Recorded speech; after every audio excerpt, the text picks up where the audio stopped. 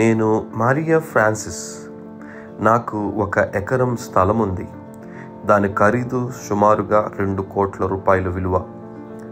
అయితే గవర్నమెంట్ వారు అది నాకు చెందింది కాదని, అది గవర్నమెంట్ స్థలమని వారు తప్పుడు క్లెయిమ్ చేస్తూ వచ్చారు.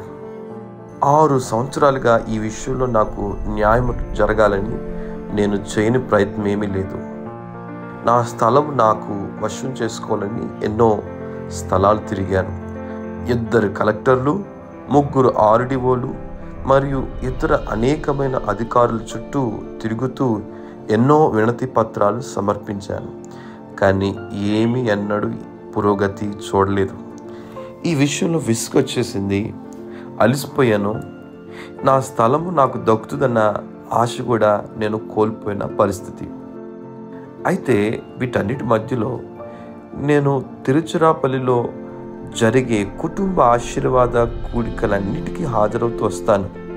అక్కడ డాక్టర్ ఆనంద స్థిరా గారు, మిస్సెస్ మార్గరెట్ స్థిరా గారులకి నా సమస్యలన్నీ చెప్పి ప్రార్థనలు చేయించుకుంటాను. వారు ఎంతో యథార్థంగా ప్రార్థిస్తూ నన్ను ప్రోత్సహిస్తూ వస్తారు. ఒక మారు పరిశుద్ధాత్మ దేవుని చేత ప్రేరేపించబడి అధికారుల దృష్టిలో నేను దయ పొందుతాను అన్న మాట ప్రవచనాత్మకంగా చెప్పి, నేను ఎదుర్కొంటున్న ఈ పోరాటం అంతా కూడా ఒక ముగింపుకు వస్తుందని చెప్పి నేను విజయం చూస్తానని చెప్పారు.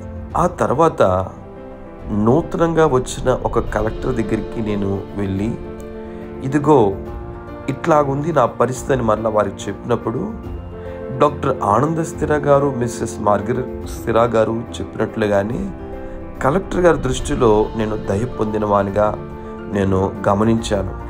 ఆయన డాక్యుమెంట్స్ అన్నీ కూడా శ్రద్ధగా చూసి, ఈ స్థలం గవర్నమెంట్కి ఎంత మాత్రం చెందదు, ఇది మీదే అని నాతో చెప్పారు.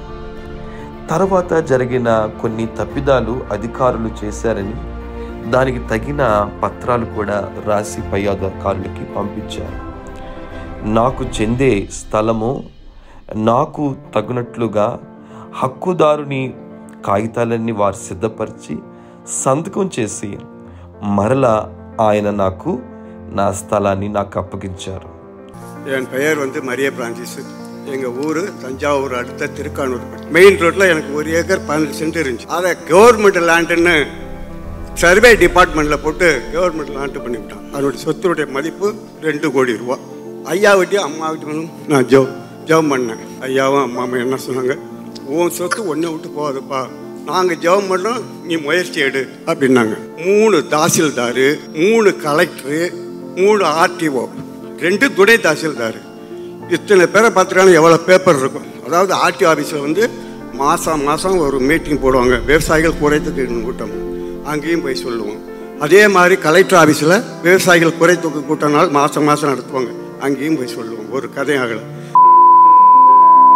கலெக்டர் வந்தார், இருக்கிறார். என்னையா இப்படி பண்ணுறீங்களே அப்படிங்கும்போது உடனே அவர் பிஏ, அதுக்கு அடுத்தாலும் சிஏ கூப்பிட்டு, என்ன அவர் பெரிய மனுஷனை படுத்துகிறோம், அலைய விடுறீங்க. 11/8/23 உடனே ஒரு ஆர்டரை போடுறாரு. இந்த ஆர்டரை என்ன பண்ணுறாங்க, தபால் செக்ஷனில் ஒரு 10 நாள் தேக்கிவிட்டாங்க. ஐயா கலெக்டரில் போனேன், என்னையா அப்படின்னு, தபால் போட்டேன்னு அப்படின்னு கேட்டார். இல்லையா வரலையான்னு. தபால் செக்ஷனுக்கு உடனே ஆளை விட்டார். எங்கே என்ன அனுப்பலைன்னாரு. உடனே அங்கேயே கையில் கொடுத்தாரு. வாங்கி கொடுத்துட்டு, என்னப்பா அப்படின்னாரு. சரி நான் போயிட்டு வரேன், கம்ப்யூட்டர்ஸில் ஏற்றுவேன்.